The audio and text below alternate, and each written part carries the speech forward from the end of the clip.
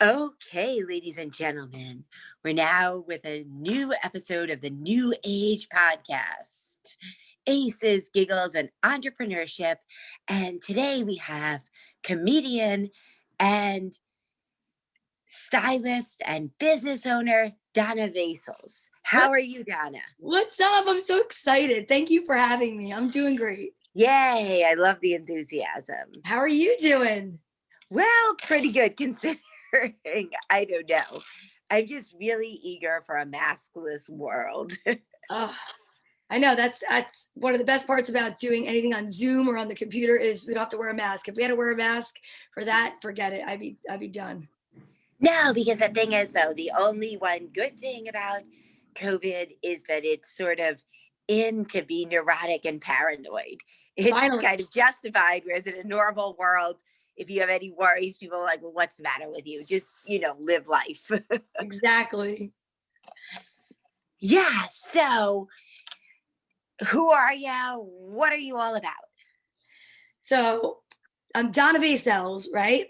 And Yeah. because I know you are also a comedian, that one of the worst things is that people can't pronounce your name. So Indeed. I switched it up a couple of years ago and I go by Donna Vee, when I do anything like comedy or improv, because honestly, it's just easier. So And Donna V. Donna V. And I do that for, like I said, my podcast and stuff. I have a couple things going on and it's just it's just easier. I mean, I don't know when we're ever going to get back on stage, but have you been anywhere on stage? Let me think. No. Yeah. But there are shows going on out there. Yeah, but me being Donna V and also being a germaphobe and so this is heightened everything for me. I'm totally not ready to go indoors, to do The thing anything. is, there are still outdoor shows going on, but I have to say, if I did an outdoor show, I would probably leave after I did my 7 or 8 or 10 minutes. I'd be out of there because I just can't see sitting outside in 30 something or 20 something temperatures sitting there. And then I'd feel horrible about leaving because I hate it when other comics do that and they leave after they've gone up. I hate when people do that, but I'd probably be reduced to having to do that. And it's hard to know if indoors is really safe or not, but I feel like if you get onto a club, they're probably safer because they have protocols they have to follow to be allowed to be open. Whereas a random show in a heated tent or in a restaurant, I'm more skeptical about if that's safe or not. Well, honestly, the only reason why I'm avoiding it is because I have a business and I know that's one of the things we want to talk about. So I am so excited to be celebrating 20 years in business for myself. Yeah, this May it's going to be it's mind-blowing. It's bizarre. So 20 years in business. It's a salon. It's in Bloomfield, New Jersey, and it's called Salon Gossip. And I love it. And I've just been reduced down to a minimum of people allowed in, services. It's insane. So I'm being hyper vigilant because anything that I would do that could possibly, I don't know, expose me to COVID, I have a chance of having to close down the business that pays the bills. So that's how I feel even too with my business. Plus, I'm not sure how people would feel sending their kids to lessons if I had COVID, even if I recovered. They might be like, I don't know. Yeah. So what is Salon Gossip and what does it offer? So Salon Gossip is one of my favorite places to be, and I spend a lot of my time there, 50 plus hours a week now. And it's just this really great environment that I've created over the past 20 years. It started out as really just a means to raise my two daughters by myself. So I'm a single mom, and my daughters are now 22 and 24. So I started when they were 2 and 4. And when I think back now to, how I started and how little they were, I think, oh my, it's overwhelming. And I really truly thought that was probably one of the most difficult things I've ever done, but didn't really feel it at the time until we're here now experiencing this. And I'm like, wow, this is so weird. like what we're going through. But on a positive note, I'm so lucky to be open. I feel very blessed and feel truly, Absolutely. really, I recognize that. I don't take that lightly, that I'm able to be open, because there's so many businesses hurting, like restaurants and such. And even with yourself, I mean, you do tennis lessons, right? It has actually been helped by COVID because people feel tennis is a safer sport than soccer, basketball, wrestling. Yeah. So, what made you want to open up Salon Gossip, and what made you want to be a hairstylist? So, it's funny. I did not want to be a hairstylist. I wanted to go to art school. And when I was graduating high school, I didn't really prepare myself to go to college because I didn't know it was even Sure. an option. If I would have gone to college, I would have been the first in my family. Luckily, I have two daughters that have accomplished that. And, Yeah. but it was just not in my wheelhouse. I didn't even know it was an option. I was not raised. You didn't know college was an option. Yeah, no.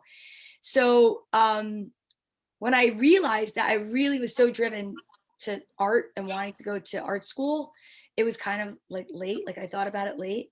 And then even more so, when I went to go apply for community college just to get my basics, I realized that my parents, who were divorced, both had this like kind of mistake from being non-communicative, and both claimed me on their income tax the last year they thought they were able to, which jammed me up in the With the financial. finance. Yeah. So I went to work as a waitress, and I realized I stunk. I couldn't carry more than two plates. So anything more than a, two-person table, I had to really rely on my personality to get a tip, because it was not the delivery of the food. And the owner of the restaurant I was working in, which was the Firehouse Pub in Bloomfield at the time, said, "I'm starting a pizzeria. I think you'd be really great delivering pizza." And I was Right. like, "What?" So I didn't even take it as an insult, because he was trying to get this entire idea of a sports related place, which he had. It was a sports bar I worked in a pizzeria. So I used to deliver pizza, ready, in a cheerleading skirt, and I would drive a fire truck. It was in Livingston, New Jersey. So it Well, was at least people would probably remember it. it was awesome. And I made really good money for a student, like, a wannabe student. And it was awesome. And then from there, I realized I need to do something else. And when I was driving home one day, I saw the beauty school, and I was like, I wonder what that's about. And I thought that'd be a really cool way to go in, get a license. I am a huge fan of telling kids all the time now. I'm like, college is awesome, but if you could find a trade, I mean, I don't know about It anybody pays the listening. bills. Yeah, it pays the bills. And a trade is like something awesome to use as your long-term plan, or a short-term plan to, use while you're going to college or something. And that's how I started. I went to beauty school because it was a year. It was only a year, I mean, a year is much shorter than 4 years, and after the year, you'll have a job, hopefully. Exactly. And then I thought, well, I'll go and pay my way through art school then. And I realized I had this epiphany while doing color and stuff, that hair is art. So it was just a different medium to work with. Instead of painting on Sure. canvas, yeah, it was color. So it was awesome. Now, did you start out having your own salon? Did you work for someone else? How did it work? So I worked for someone else. I was really lucky to have a great mentor who I basically stumbled upon. I started out in a salon in Springfield called Salon Montage, went to Milburn, and then from there I went to a place in Nutley, and went closer to home. I was born and raised in Bloomfield and live in Nutley now. My business is in Bloomfield, so I stayed local. Um, and I just really loved it. And with a couple of other series of events, I mean, I stopped doing hair for a couple of years to take care of my grandmother. She was sick, and it was something that I realized I could continue to do. Not that I'm a huge fan of like at home hair, to tell you the truth, but at the time, to take care of my grandmother and be able to still pull an Do some income hair. in. Yeah, keep your Yeah. feet in the wet. Yeah. And then I was doing hair in a salon in Lincoln Park, which I'm still friends with the owners. They're awesome. And had my two daughters. And then I found myself going through a divorce, and I needed to take care of them. So I found a small space, and I thought, wow, the rent is literally what I bring in per week part time. like the rent per month. So I Right. didn't know how to do a business plan. So my business plan was, well, Get it. get money, pay the bills, and just try it. And I spent 10 years in my first location and I loved it. And I worked a lot of it by myself and then Right. built up from there. So 20 years this May, I'll be in town. And it's just been a learning process the entire time. So what are some lessons you've learned from it all? Well, some of the lessons I've definitely learned is it's okay to put the oxygen mask on yourself first. You know, going back after COVID, uh, 3 of my employees that were there, one was there for 13 years, did not come back. She changed careers and went into something completely different. And the other 2 were younger. And quite honestly, without sounding, negative, they just didn't come back. I mean, COVID, as far as I'm concerned, killed a lot more than just people. It killed a lot of relationships. So And, they just didn't want to come back for whatever reason. uh, you know, unfortunately, government money, which is great, incentivize a lot of people to stay home. I wish they would come up with, Absolutely. yeah, I wish they would come up with a way to incentivize people to go back to work. Um, and this is the first time I'm actually speaking about this as openly, so I appreciate the No, go forum. ahead. And if they were to listen to this and hear this and say, this is BS, I'd love a phone call, but I didn't hear from one of them. So that's my assumption, is it was just like a job abandonment situation.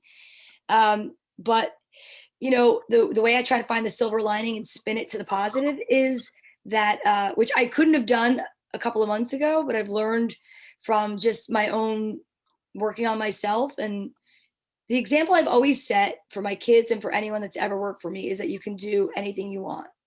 And Yeah. you really can. And that includes, like, I started doing comedy only 5 years ago. And I mean, I was 40, I just turned 49. So I was 44, 40, like 44. And I started comedy with 2 kids, a business, because it was like I waited till they were in college. Yeah. Because as much as I do that, like, it's a huge commitment at night. Absolutely. It's hard to imagine doing comedy with small children home. Yeah. And not knowing the hours that you have to put into it, not knowing, the commitment. I mean, in the very beginning, I was like out 3 nights a week doing different shows, bar shows. You take anything you can get. And I was Why just not? lucky. Yeah, I was lucky enough to get in with a good crowd early on. I had some really great mentors, Sean Morton and Tracy Locke. Uh, Yeah. I mean, I'm in with a great crowd. So because of that, I was, able to, I was able to watch like close, like, these people that have already done tours and, comedy shows across the country. So I felt like I just got really lucky. And I don't know, I'm a hustler. So I mean, you really have to be in comedy. And, like, I've certainly taken spots that people would think I was crazy, like where I drove like 2 other comics all the way up to Dutchess County. And, it's like a good solid 2 hours. And then we had to wait an hour and 40 minutes to go on stage. And then I got 5 minutes of stage time. And then I had to drive them 2 hours back. And I was like, plus I was just like, you know what? You really have to love it to be driving 4 hours total for 5 minutes of stage time. And then the funny thing was, he didn't put one of the comics on the stage. And the comic says to me, you want to go eat and get some sushi at the all you can eat sushi buffet? And I had already gone out, so I don't care. But I was like, don't you want to wait to go up on stage? Like, if I'm driving 2 hours, I'm not doing it for a sushi buffet. Like, exactly. so you did comedy. How does your comedy kind of influence your work as a hairstylist? So that's a great question. I could say that it's a little bit reverse actually at first, because being in the salon, I had no idea that I was like one of my favorite roles in comedy. I love doing sets. I've closed only a handful of shows, and I would never say at this point, because I think it would be silly to say that I'm a headliner. Okay, because Right. that's crazy. I I definitely am not there yet, and I know that, and I'm okay with it. I'm comfortable in my own skin with that. I love to host shows. I love to produce shows. I love Sure. getting comics together that I think it's kind of like somebody that knows how to plan a meal, or put an outfit together, and there's an art Right. to it, knowing who's going to be on a show there's going to be some cohesiveness.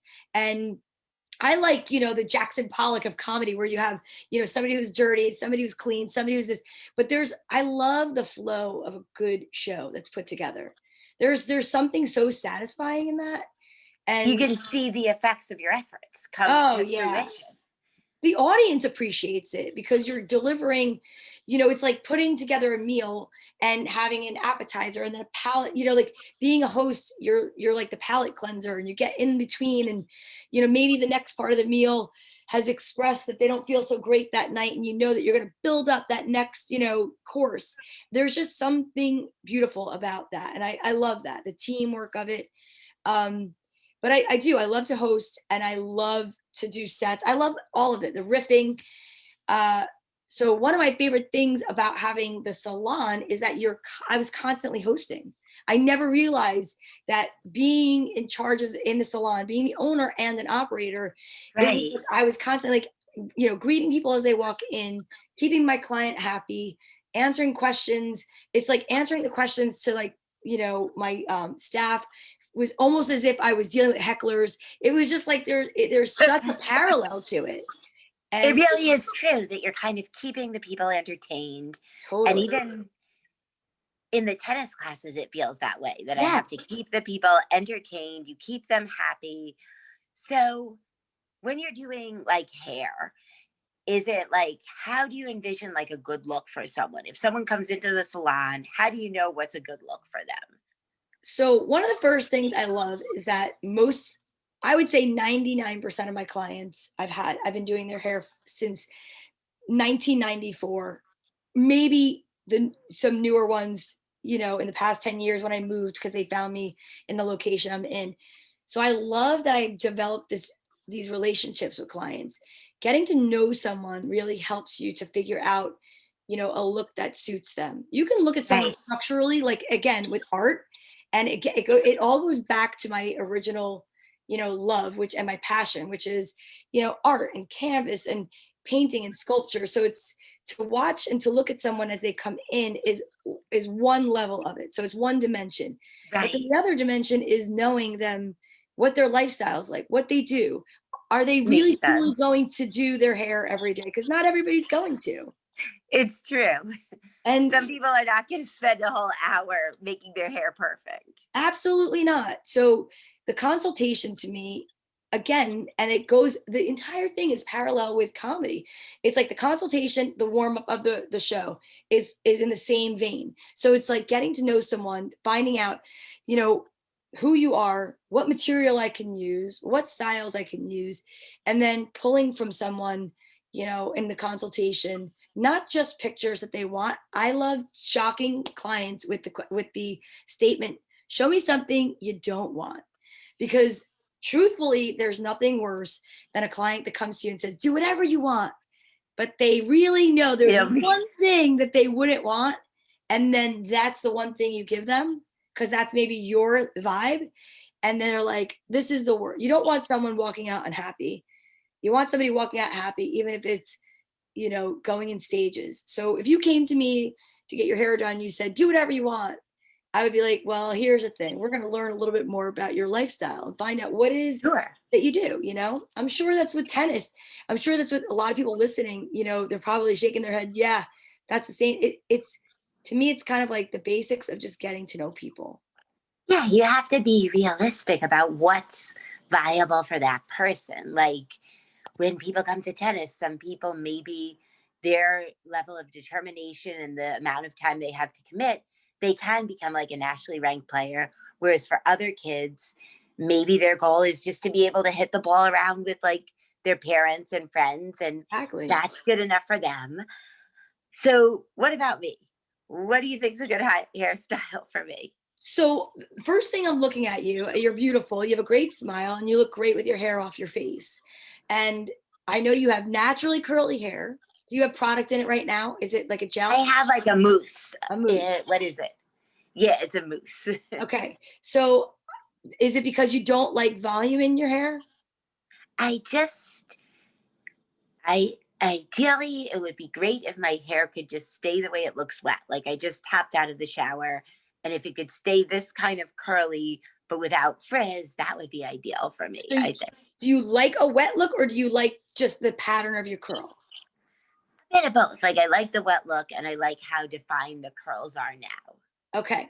So for people that can't see us, the people that are just listening, her hair looks beautiful and she's got a great Oh, curl to it, but it's got like that shine to it, and it's a wet look. Now this is like, so I don't know if you've ever had anybody talking about products on your go ahead, go for podcast, it. but I mean, I hope nobody's checking out going, what the heck's happening? Because so I apologize, but I'll tell you, I used to do education for a hair care company and I loved it.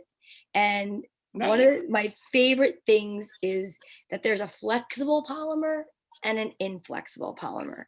Most products that you see on the market that people will say, oh, it's junk or it's cheap or it's, I don't know what language we're allowed to use. Can I say, I'm Go just gonna for it. say it's Yeah. crap, it's because it'll get white and flaky, right? Have you had that experience?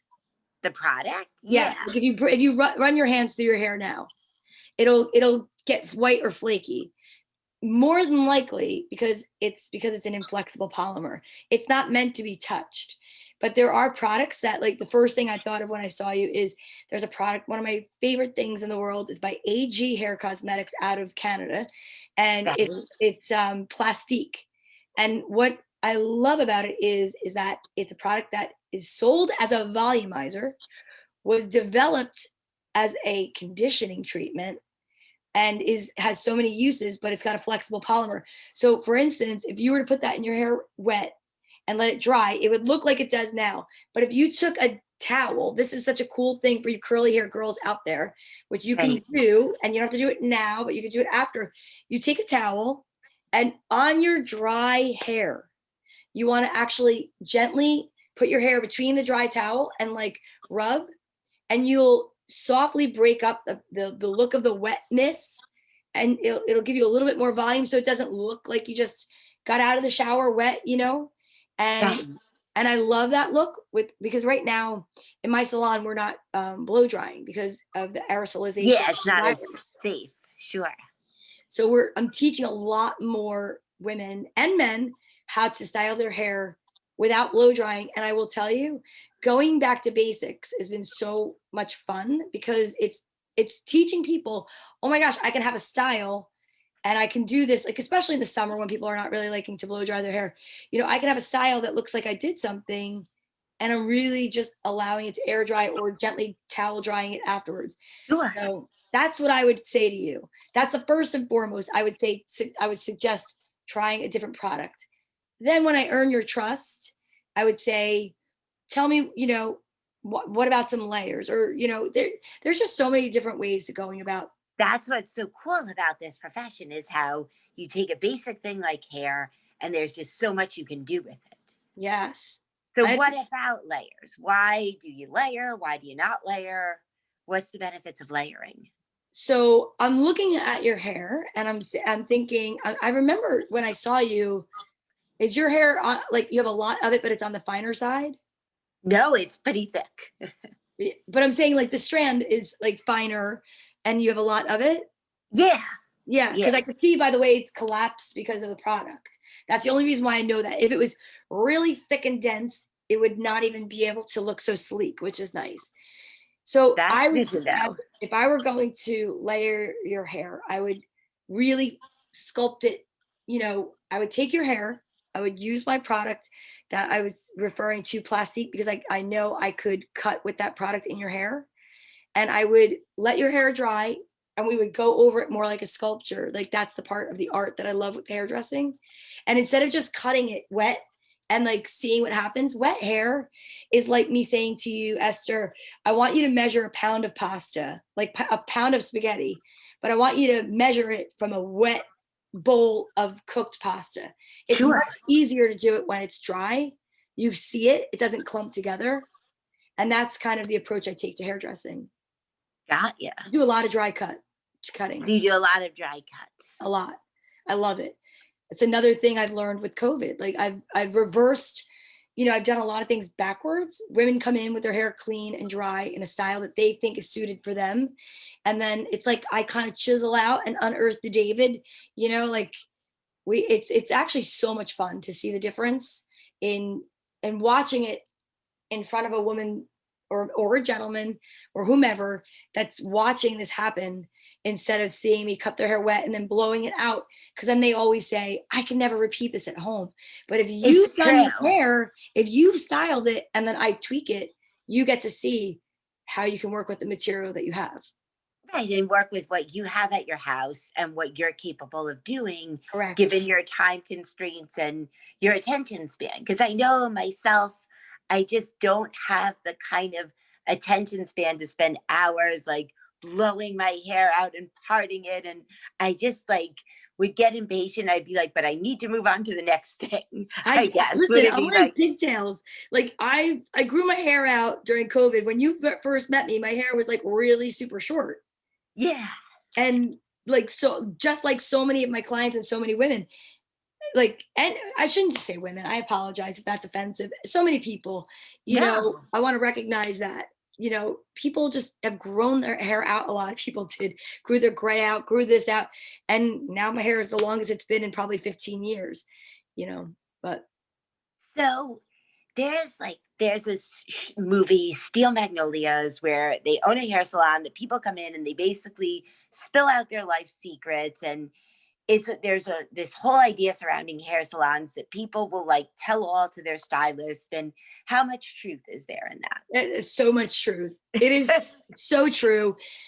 It's so funny because the name of the salon is Salon Gossip, and it was named with a tongue-in-cheek kind of idea, because I knew that after I got divorced, my ex-husband, and he's we're fine now. We don't really even communicate, but at that point in my life, I knew it was going to be like gossip that I went on. I didn't fall apart. Like I got divorced and I made something of myself to take care of my kids. That's where that came from. Not because we the people are like, well, look at Donna V. She's moving on. She's going on her own 2 feet rather than being, a ward of the state. And just exactly. You got it. That's awesome. And so many people came in and they're like, wait, why, salon gossip. So what's the gossip? I always spun it positively.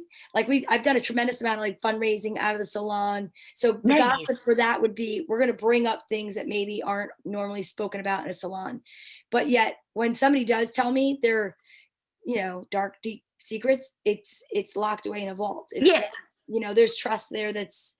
I will die with this information. It's funny because I will have partners, like, 2 women, their wives, I do both of them, or a husband and a wife, and I'll hear stuff and I will not repeat. Like, it's like, nope, you don't go there.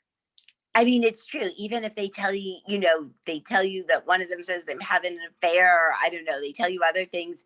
It's best just to like leave it up to them, but just kind of be there, I think, to like listen. And sometimes I think that's all people want, is to know that someone is listening to them. Oh, absolutely. It's hairdressers and bartenders are like, we're like the therapist without the degree or the copay. Sure. The copay for me is, the price of a haircut, and it's pretty awesome. I mean, I will say I'm very lucky. No one in all the years that I've been open has come and admitted having, been the one having an affair. And I think that one of the reasons that is that I have people like they gravitate towards me that are more like-minded. So maybe I have a lot of people that'll ask me parenting advice, or they'll ask me, different things like that. But, or how do you get into comedy? I love when people ask that question, and I'm like, you just gotta do it. But I used to host an open mic out of my salon. So that was one of my favorite. So you do an open mic out of the salon? I used to. I did it for, I want to say it was a good solid year, start to finish, because when I started going to open mics, I realized, no offense, guys, but there's a lot of dick jokes, and a lot of women felt uncomfortable. And I can imagine. Then the other thing was, I met a lot of people who were sober, and it's like, you're always in a bar, and that's really challenging. And the other thing was there's a lot of people that don't make a lot of money. And a lot of the bars, it's like 2-drink You have minimum. to buy 2 drinks. And Yeah, then it's like, if you want to go to Mike's like 4 or 5 nights a week and you have to buy 2 drinks, there's $20 gone, maybe more. So 20 times 5, that's $100 every week, 400 a month. And that could be, a quarter of what some people are making almost. Like nobody wants to be, just drowning $100. And exactly. some places double dip where you have to pay a cover to get in and you have to buy drinks. And it's like, you know, for what, like 5 minutes of stage time? Like that's why I think a lot of people may drop out of comedy because they just, they don't have that money to spare. Exactly. So that is the reason I held this open mic. And we had like, I mean, there were 22 comics, and like a lot of them would stay for the whole time. Sometimes they would leave, but it was like so much fun. And it was just a lot of fun. And then some people would stay behind and we'd write a little bit or we'd talk. And it was again, as well as I do, the comedy, like the community is awesome. And I think so. I love it. I think they're super supportive. And I mean, there's definitely going to be people that don't want to talk to you because they're upper, whatever. But I just think, I don't know. I've had a really great experience, and the momentum has changed because of COVID. I did 5 outdoor shows and I felt so safe. I produced 4 of them, and one I middled for Sean Morton. And it was awesome because the restaurants were safe. I brought, microphone covers. I had hand sanitizer. I sprayed the mic down with alcohol in between. All the comics kept their masks on. We were more than 6 feet away from the first, Group audience of people, member. audience. And I felt great. And it was magical. It felt normal. But then, I mean, we all need that rush of going on stage and making people laugh. Like we need the rush. And from a Zoom show, you really don't get that because you don't see the people yeah. reacting and stuff and how they react. Yeah, I did one Zoom show and it was for it was like a business. It was a really cool concept. The people were really awesome that I worked with, but it was it was really interesting to not hear laughter. And it's one thing when you are doing comedy, you're not gonna make everybody laugh every time. No, yeah. But it's different when you have an audience in front of you. But when you are at a computer and you don't hear laughter, it's kind of like working your material out in the mirror. Right.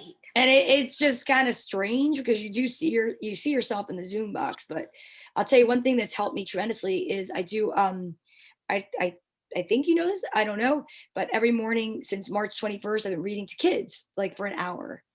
Oh, cool. So what's that all about? The So story time with Donna V. What is that all yeah, about? story time with Donna V is a passion project I started because I have friends that have kids that are young, and when the quarantine started and lockdown was happening, I was like, how are they handling having kids at home and keeping everybody, busy? Yeah. So the first weekend, March 21st, so it was like I closed the salon on the last day I worked was the 14th. Right. And Yeah, that was about when they shut things down. Yeah. yeah. So it was my first weekend not having to go to work. And I was kind of like, I'm a go-getter. So to me, sitting still, it was not something I wanted to No. do. I started immediately out of the gate, like doing shows at night, like funny things. Like I would play hangman with people. It's on Donna V Comedy on YouTube. If you go to that, you could see some of the stuff I did. But the one thing I stuck with, even after going back to work, has been the story time. And it has been a blessing to me. Every day I read 3 books, but I start off every morning with stretching, reciting the alphabet, the ASL alphabet, talking about healthy habits. And I've connected with amazing people. And honestly, I've kept connected with my own family. So my mom will come on, Sure.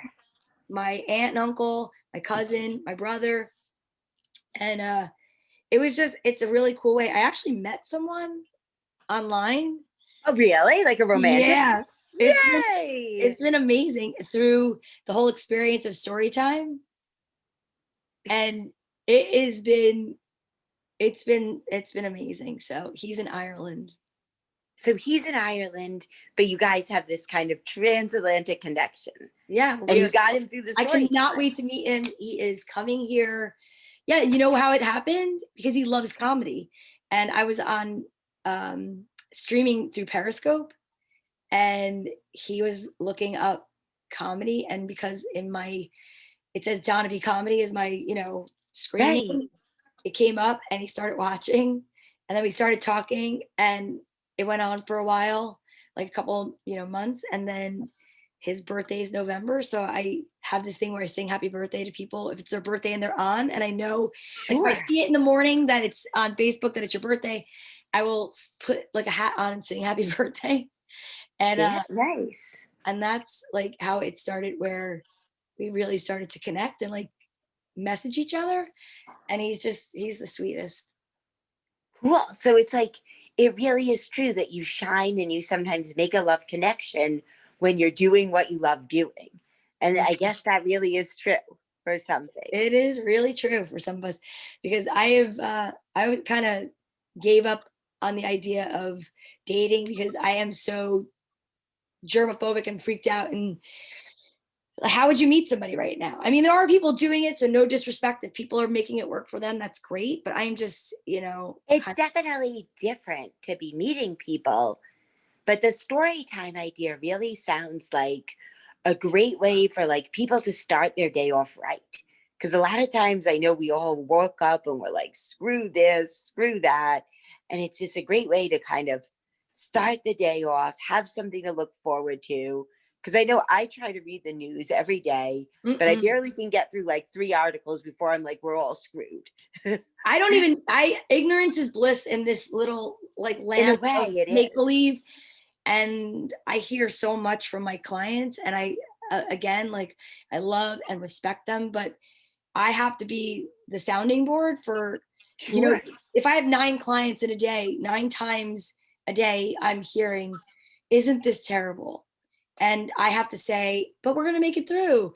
I can't, I mean, sometimes I get sucked into the vortex of, yeah, you know what, this sucks. But I try very hard to stay positive. We have Um, to. I mean, in a way, even if you have to, in a way.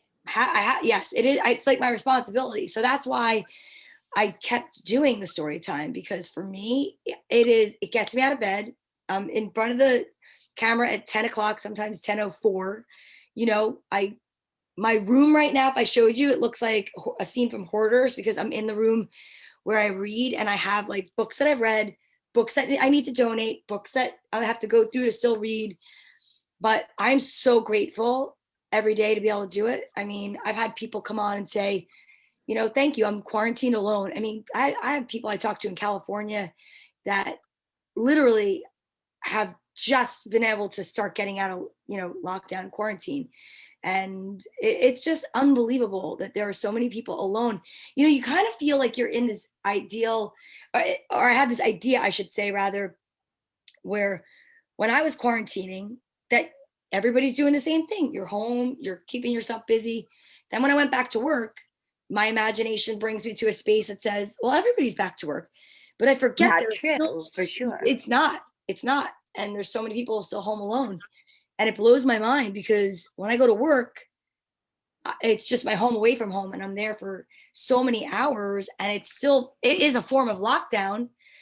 But I can't imagine, people that have no one. And I feel for them. People are going Because through it's mental true. We illness. need Yeah. to, I mean, the thing is, I think like there are people who are like tech workers or maybe graphic designers, and, their work does not require them to go into the office. So they're still working from home.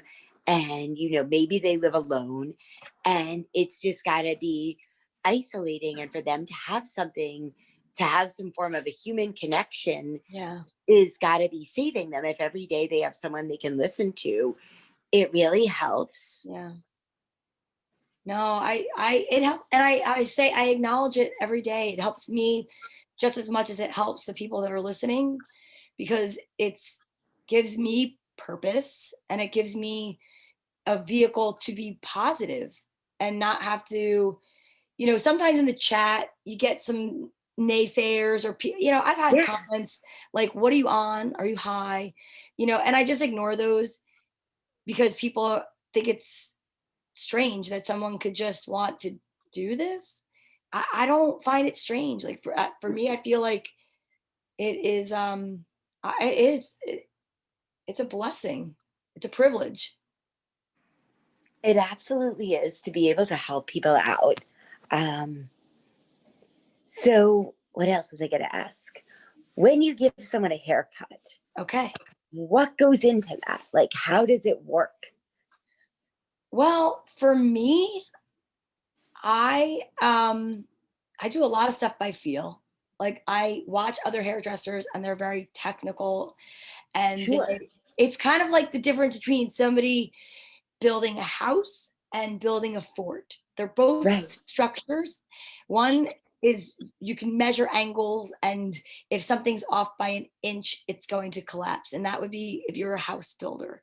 Right. I am definitely more a fort builder. I am like, well, let's see what part of the structure we can use and how we're going to manage it and make it fit for this person and individualize it. Like there's no cookie cutter anything for me. There's not Right. a repetitive, you know, or redundant style, Sure. which is, it's more free form, which is why I love to do color. I do a tremendous amount of hair color. And So, how does a color work when you're going to color someone's hair? Like, how does it work? are you asking how it works, the chemistry of it, or you want me to tell you like how I would choose color for someone? Yeah, both. Like, how would you choose color for someone? And yeah. Again, you're going back, it goes back to a consultation. It goes back to, ideas and photographs. And it goes, Right. a lot of it has to,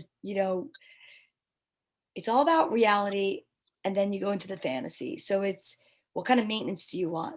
So if Right. you said to me, I want to go platinum blonde, I'd say, okay, let's talk about this.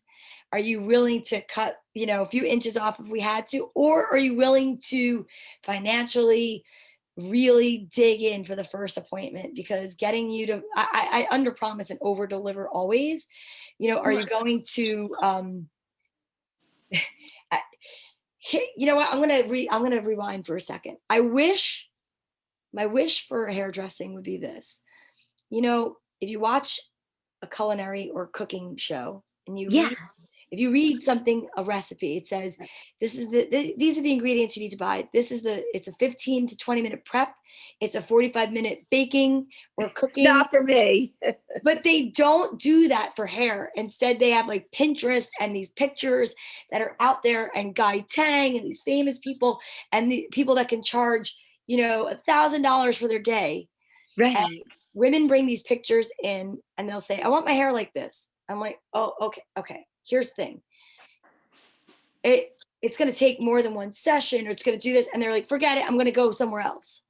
And then they go to somewhere else. And then the person like doesn't say the same thing because they just want them in the door. And They just want the money. Yeah. yes, it can't be about the money. Nothing that you do for a passion can be about the money. Comedy, hairdressing, Yeah. reading books a kid. I'm sure why do you do a podcast? It's a Because passion. it's all about just getting, I don't know, I just like learning more about people's lives and getting to know them and providing others with like information. That's really what it's all about when you do a Yeah. podcast, is But getting you're to know not more doing it about. because you're getting paid thousands of dollars, right? It comes from your heart. It comes from a burning, Yeah. like a passion. It's the same thing. It's like, and you just have to really be able to talk to someone and say, listen, how much do you really want your hair to look like this? Because it's going to cost, it's going to be a lot of time of maintenance in the salon. What's your expectation? And, I don't know, you just have to be able to really communicate with people.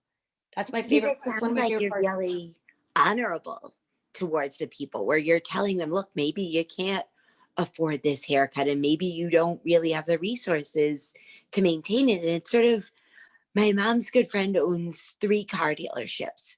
And one of the things we respect about him is that he'll tell people, listen, you can't afford this car. It's too much for you, or your lifestyle really doesn't suit this car because it's like this fancy ass car and they have 4 kids and they need a car that can weather, you know, crumbs and crumbs of goldfish and coffee spills and Right. everything. And they don't need a car that looks like a Ferrari. And he'll tell people that. He'll be like, look, this is not going to work for you. Like, And I love that. it's not you. And it just shows that you really care more about like the person and who they are rather than just making a sale.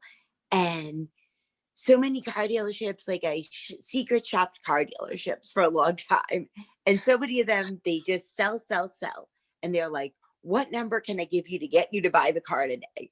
And they were just like, get you in the car today. And of course, I wasn't going to buy the car, though I certainly did enough secret shops where I should have got a free car. But Exactly. I one time called them out in their bullshit. And I was like, listen, how about I put 0 down and the payment is 100 something a month? And he's like, oh, I'll get you into that. I'll get you into that. I'm like, come on now. Like, I'm not Exactly. It's like a getting like snake oil an salesman. yeah, they're so, and you got to be honest with people and get them something that's going to work for them, in my opinion. Again, going back to like what I started with earlier, I'm celebrating 20 years in business. I've never discounted, Yeah. I've never couponed, I've never advertised. Everything was word of mouth. So And it was all word of mouth. yeah, and I started out slowly and built up, and I'm very proud of that. I mean, I am really proud of that. And I had, a client recently said to me, Donna, I know this pandemic has really taken its toll on you because I'm in a space that truly, I had 4 other people bringing in income, or 3 other people 4 helping. other people like working under you that kind of, they rented like a chair, kind of. Well, in New Jersey, there's no booth rental. So you're either a 1099 or you're an employee. So they were all, Okay. yeah, so Interesting. they're employees, but it added to the income. Without them, that part of the income is not there. This is not a woe is me statement. This is just stating the fact that now I'm in a space that warrants that many people, to add to the bottom line that, is due every month. And quite frankly, that's why I'm working the hours I'm working. But I had a client, and she's a sweetheart, and she's been coming to me for years. And she said, Donna, we wouldn't care if you worked out of a shoebox. We're not coming for the aesthetics of the space. We're coming for you. And that was one of the nicest things anyone's ever said, because I know for myself, I put a lot of pressure on myself and wanting to make the experience as comfortable, beautiful. And I mean, right now, safe is the most important thing. Yeah. But to know that it's basically like having a really good best friend that says, I don't care if you can afford to go to this restaurant, I'm still going to be your friend. Like, when we're kids, what is it? We're always looking for acceptance. And that feeling, I don't really feel it goes away. I know as you get older, people will say, I don't give a shit what anybody thinks about me. We all do. We all do. At the end of the day, there's a part of somebody that is looking for that acceptance. And to be really honest with you, that made me feel just completely overjoyed, because, again, like I say, to anyone that's listening that is struggling in business, I feel for so many small business owners that had to close. I know I'm really blessed to be open. I'm so grateful every day for what I have. My daughter Courtney is my receptionist. She's actually like the manager at this point of the salon. I couldn't do it without her or the people that are there supporting me, and I'm just really grateful.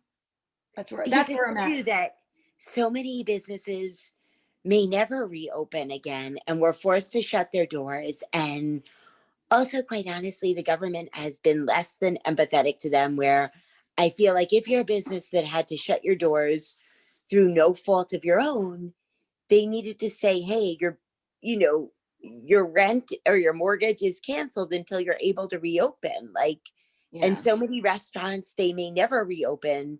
They'll permanently shut down. And I don't know, I feel for them. And there's a lot of industries that may never return.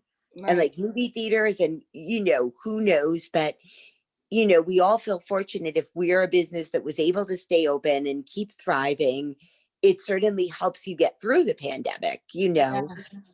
And I would think that like when people come to see you for a tennis lesson or a haircut, you're like, some of the parents would tell me that like I'm their like, you know, one person they see Yeah. maybe through the whole week. Like this one guy said, any day that I can see people, I think he worked in sales. So he was working from home, one of the dads. And he said, any day I can see people is a good day. Yeah. The fact that I'm seeing you today is a good day. Absolutely. Absolutely. And I wonder what comedy, what's going to happen. And you sit there and you think, there used to be so many opportunities, so many places, so many Be in shows. comedy. And now I feel it's going to take the people that maybe are not so into it and not so dedicated are going to fade like away. Yeah. Then you're going to have those that are, really good, but weren't at the level of, let's say, headlining, that are going to take the spots that maybe up and comers were taking, because, they're going to be available because there's less space to go around, less spots to go around. It's going to be very interesting to see how the whole world is going to evolve. Um, people talk about all the time, and this is like one of my analogies I use often. People always say, within pressure, coal becomes a diamond. And I always say, this in this case in particular, and a lot of instances in life that you go through where there's hardship, I feel like we all are stringing ourselves a really great strand of pearls, because a pearl is formed by a really aggravating piece of sand that gets into an oyster. And I'd rather wear like a complete strand of pearls, learning all those lessons, than one really challenging time in my life that I got one diamond. And then you sit there and you're like, ooh, look at this diamond. And I'm like, that's really awesome. But like, if you can make it through a whole strand of pearls and still be standing, kudos to you. It's true. So here's another question that came to mind. So you're doing comedy. How much of your material did you get from like running Salon Gossip? I mean, I definitely got some material, but I I had to be really cautious because a lot of my clients would come to the shows.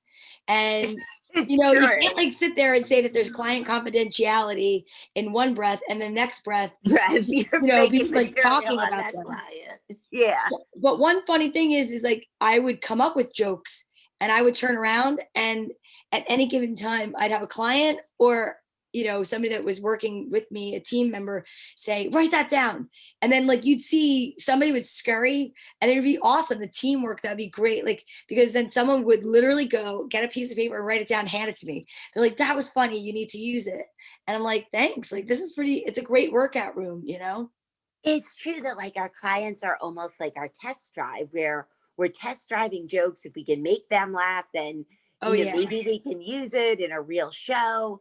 And I guess the other thing you hope for is like if they think you're funny, they can come to your shows and you can maybe fill up a room, and there can be like some crossover where you'll do a show at one place. Absolutely. And all your clients can help you fill up that room. There's always the hope of that too. Yeah, those are some of my favorites. I used to do a show once a month on a Wednesday at a place called Brookdale Tavern. And right, I saw that. And it was right down the street from my salon. Unfortunately, the owner, Bill, who was one of the biggest supporters of me producing shows in town, and he lost his life to COVID, and it was devastating. Oh my God. And he had his wife, Debbie, who is a sweetheart, and the staff, everybody there was amazing. And they recently sold, and one of my friends sent me a flyer because they're having a show at the location that's now renamed. And a friend of mine, fellow comedian, I'm not going to name who it is, but sent me the flyer, and they're like, I'm so sorry. And I'm like, listen, first of all, that's not even my room anymore. It was my room when it was Brookdale Tavern. I will never forget that room. I will be forever grateful. I was there for 3 years, like once a month, putting shows, birthday shows, benefit shows.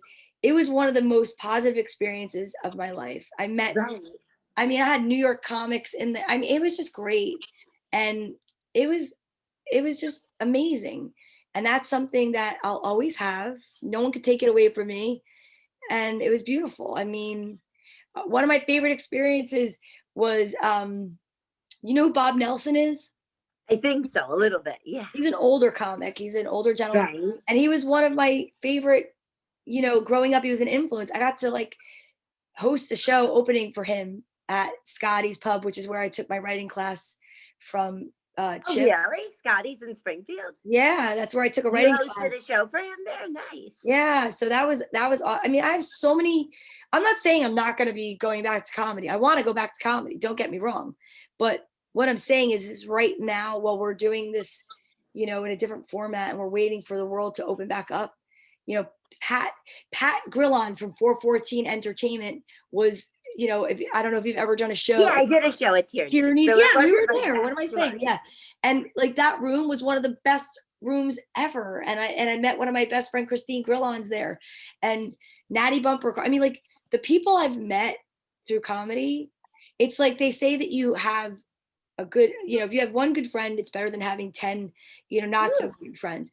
I have a best friend since childhood. Her name is Deanna, and she is like my, forget it. She calls me, I call her Simone. She calls me Pee Wee. I mean, like, we are just like, forget it. It's like, she's the best. Sure. But some of the best friends I've ever made in my life as an adult are all through comedy. And so I have no regrets. I hope it opens back up and we get to do this again. Yeah. But yeah. I mean, what's amazing about comedy is how like welcoming, and I've only been doing this, I'm gonna only say 3 years, but I don't really count the COVID year. So it's really only 2 years because I don't count COVID really, because I don't think we're really performing enough for it to count as a year. And I have to say that it was like really surprising how like welcoming and encouraging everyone was willing to be, and how people are willing to like be friendly to me and even talk to me who are like light years ahead of me. Yeah. Because having done competitive tennis as a junior and in college, it's totally not that way. Where like people who are even like 10 spots ahead of you in the rankings won't even talk to you. And they're That's like, the same as in hairdressing. I agree with you. They're like, you're not as good as me. So screw you. And they'll like talk behind your back and be like, oh, I see you got a tough draw and now you're going to lose, or rough match that day. And they'll say crazy shit. And it really, for me, it just makes me more determined to do better and better. Exactly. But I think that in comedy, it's not really necessarily that way. And like when I did that show with Robin, and you and Tracy were like so friendly, and you're like, it's good to have just another person doing comedy, and there's no like condescending, like, and I know like at the beginning, like I totally fumbled a lot at the beginning. Like I can see tapes of me before, and I really made like a ton of mistakes that I shouldn't have made. And like, but it's amazing that people are just willing to let you get on the stage and fumble. And they're just like, let's, see what they can do, and we'll let people like grow. And it seems like comedy, there really is that. Listen, when you are little, you don't like, you crawl, then you walk, and you fall down and you get up, and then you run, and it's like a process in any part of life. It's just a natural progression of life. One of my favorite memories though of comedy, I met Jim Brewer. I went to a show, and it was before I'd ever really gotten into doing a lot of comedy, and he was so humble, and he is one of my favorite. He's a storyteller. That's the style of comedy I love.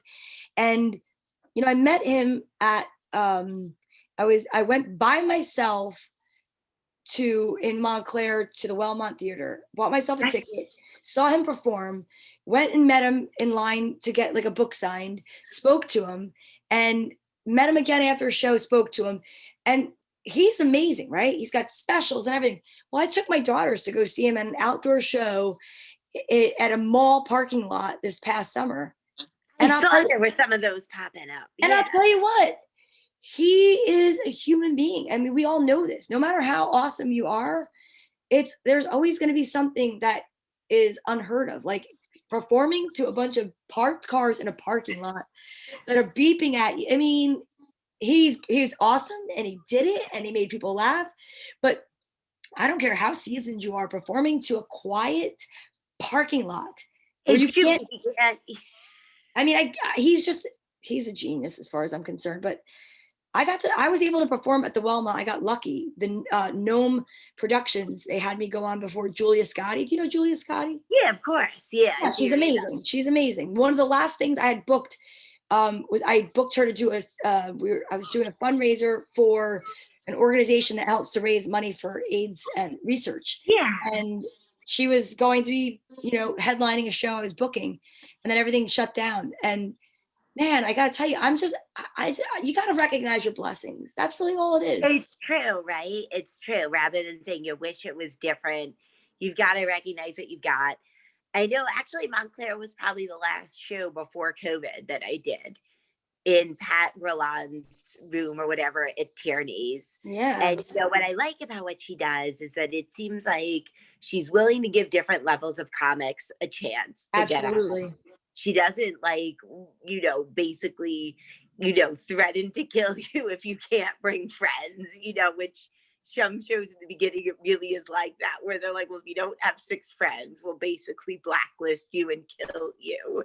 And I don't want to beg my friends to see me screw up too many times. Like, no, it's like kind of odd to it's suddenly all your friends, like I have a whole bit on this, have lives. Once you ask them to come to the show, they're like, ah.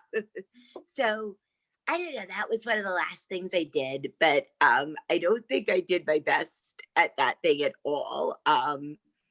Mainly because I didn't have anything to eat and that day. And it's amazing though that's the other thing, that so many of the smallest things can affect your performance that you're not even aware of. And I didn't really eat a big lunch, and then I kind of felt faint, and because I have freakishly low blood pressure, where it's 88/60, and people don't, and I don't even know, but they're like, are you really alive? And I went to a dental cleaning. They're like, you're gonna call us when you get home, right? That's hilarious.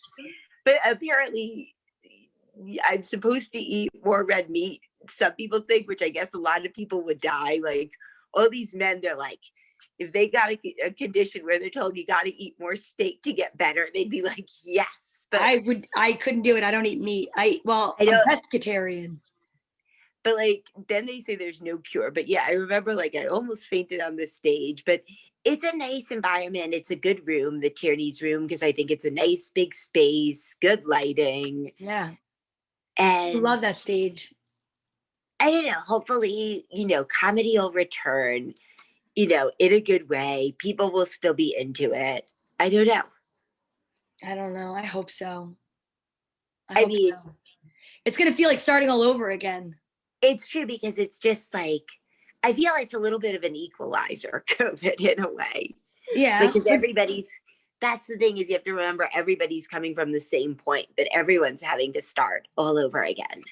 Well, unless they're doing the rooftop shows. But I will say this, one thing that will surprise you is because you're doing your podcast, right?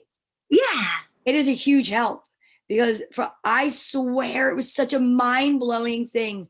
The first show, I was so nervous, but when I went out, I felt like I've been talking to a computer, every morning for an hour with no feedback. And it was actually really cool to work. It was like working an open mic. It was like the muscle that you're using by interviewing people and talking for an hour long for a podcast is a tremendous help. So that's, if I could give you any insight, it's something.